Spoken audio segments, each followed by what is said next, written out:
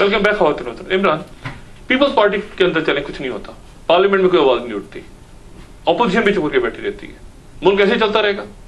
मतलब रियासत मुल्क तो हम सबका है ना, मेरा भी है, आपका भी है, मारियाना का है, सबका है। 17 करोड़ यहाँ पे इंसान रहते हैं ना, जिसे मवेशी समझते हैं हमारे हुक्मरान, तो मुल्क कैसे चलेगा आगे? देखिए डॉक्टर साहब, एक अल्लाह कुरान में एक आयत है कि अल्लाह कभी किसी कौम की हालत नहीं बदलता जब तक वो खुद अपनी हालत बदलने की कोशिश ना करे।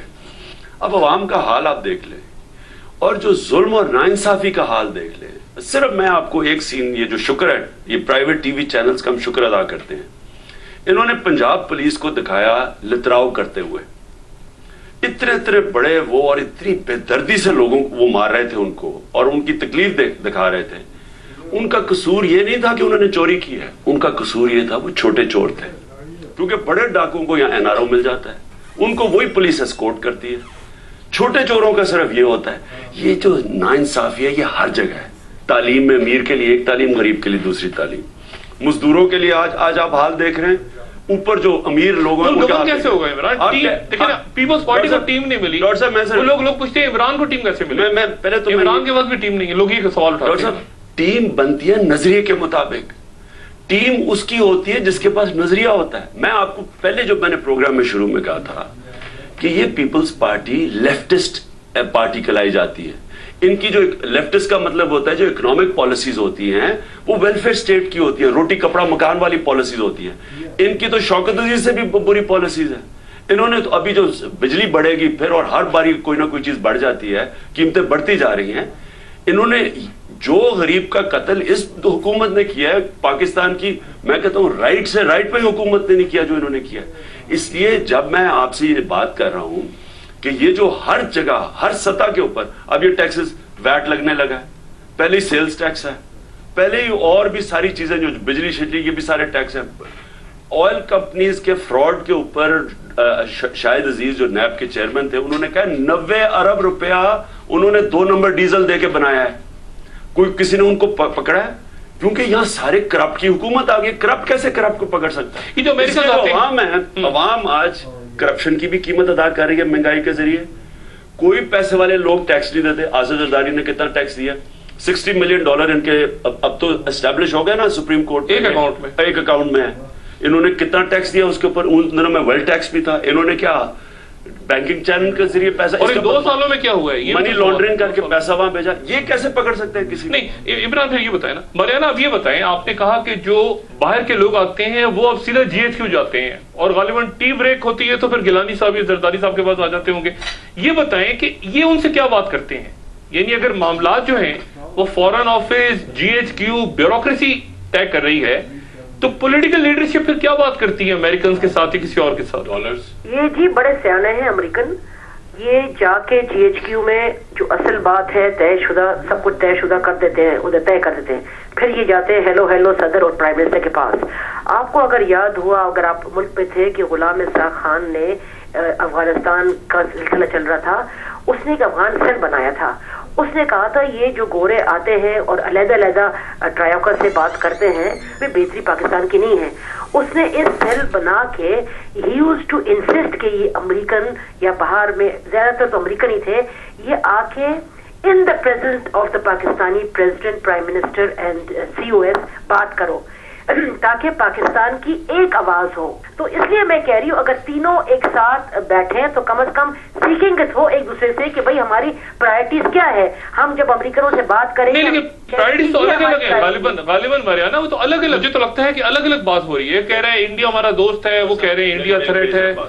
देखिए मैं आपको क्या कहूं, देखिए सबसे बड़ा जुल्म तो ये किया है कि इन्होंने फौज को डायरेक्टली अमेरिकनों को एक्सपोज कर दिया। मुल्क की जो पॉलिटिकल लीडरशिप होती है वो फौज को डायरेक्टली कभी एक्सपोज नहीं करती। अब वो जो अभी मरियाना कह रही है वो डायरेक्टली आप फौज को मिलने जाते हैं। अब फौज को जब आप ऐसे एक्सपोज करते हैं, उनके ऊपर प्रेशर वो डालते हैं फौज पे कि जी ISI ये कर रही है, फलाना ये कर रही है, ये तालिबान, अफगान तालिबान को प्रोटेक्ट कर रही है। एक तो ये जुल्म किया है। भाई यहाँ कोई सही लीडरशिप हो, मैं प्राइम मिनिस्टर हूं, क्या मजाल है कि वो फौरन जाके मेरे कमांडर इन चीफ से बात कर सके? कोई अलाउ करेगा? ये कोई भी लीडर जो अपने आप को समझता है, जुल्फिकार अली भुट्टो ने अलाउ करना था ये? उसने इजाजत देनी चाहिए। जब तक देखिए एक जमाना था, एक खबर छपती थी अखबार में तो वो हिल जाते थे, शर्म से पानी पानी होके वो कहते थे ओह मेरी खबर आ गई, मेरे मोहल्ले में लोग हाथ नहीं मिलाते थे, ये करप्ट आदमी है, ये शर्म की बात। अब वो सलूट मार रही है पुलिस, ये बड़े बड़े जो करप्ट लोग हैं उनको डॉक्टर साहब मेरी बात टॉप जगह पे बैठे। शर्म की बात देखें कि मरियाना ने अभी दर्जियों का बताया ना, खुदकुशी की है। आप लोगों के आज आम आदमी के घरों में चले जाएं, जो उनके हालात जो महंगाई ने कर दिए, और हमने अखबार में खबर पढ़ी 16 लाख रुपए के ये जो वजीर हैं और जो प्राइम मिनिस्टर हैं, जो नवाज शरीफ हैं, जो आसिफ जरदारी हैं, इनकी गाड़ी के जो टायर चेंज होते हैं वो 16 लाख रुपए के होते हैं। अब ये गरीब कौम उनके टायर चेंज करने का भी ये फंड कर रही है, उनकी जिंदगी 90 वजीर है इनके पास। जिस मुल्क के अंदर एक लोगों का बुरा हाल हो, बेरोजगारी, महंगाई में पिसे, मुझे बताएं कोई मुल्क क्या उसके जो उनके सरबराह वो है इस शान और शौकत में रहते हैं, प्राइवेट जेट्स में जा रहे हैं, निजी दौरों पे जा रहे हैं। मैं आपको बता देखिए, आप अगर सिंसियर हैं इस मुल्क से, सबसे पहले तो सारे पॉलिटिशियंस अपना पैसा पाकिस्तान में लेके आए, सारी टॉप लीडरशिप के, नवाज शरीफ के पैसे बाहर पड़े, जरदारी के पैसे बाहर पड़े, टॉप लीडरशिप के पैसे लेंगे, इमरान आपके कहने से थोड़ी लेंगे। लेकिन डॉक्टर साहब आपने बाहर इसलिए रखा है कि या तो चोरी का पैसा है या आप टैक्स बचा रहे हैं, फिर यहाँ भी जो पैसा रखा है वो बेनामी है। मरियाना ये बताएं कि बात तो सुनते नहीं है और वो कहते हैं कि जी खल्के खुदा हमारे साथ है, हम इलेक्टेड हैं। मसूद, अगर आसिफ अली जरदारी अपना जो पैसा है अपने लिए, अपने औलाद के लिए थोड़ा छोड़ दे और हमारे एनर्जी सेक्टर में लगा दे तो फिर भी एक फुटनोट हिस्ट्री में आ जाएगा। मरियाना क्यों लाएंगे वो, क्यों वो तो यहाँ से अभी तक जा रहे हैं। अभी हम सब उम्मीदें कर सकते हैं ना डॉक्टर साहब, हम और क्या कर सकते हैं। और दूसरी बात मैंने आपको अफगानिस्तान की बात बतानी थी।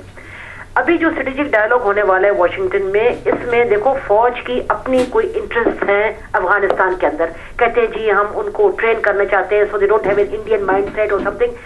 Army is looking inside Afghanistan for their own strategic interests. Where is your Prime Minister and your President? What stops your political leadership to go to Afghanistan and meet everybody?